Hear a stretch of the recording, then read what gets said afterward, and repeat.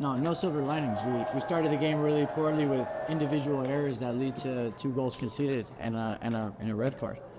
At the end of the day, I don't agree with the referee's call, but we also put ourselves in this situation.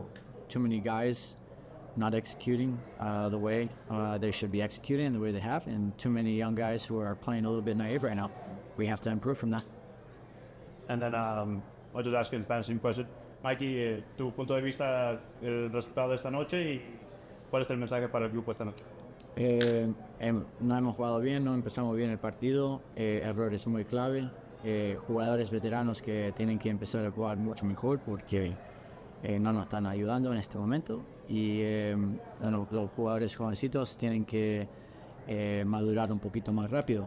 Al mismo tiempo, hemos pasado estos momentos el año pasado y sabemos que vamos a crecer, pero tenemos que crecer un poquito más rápido porque hoy no hemos jugado.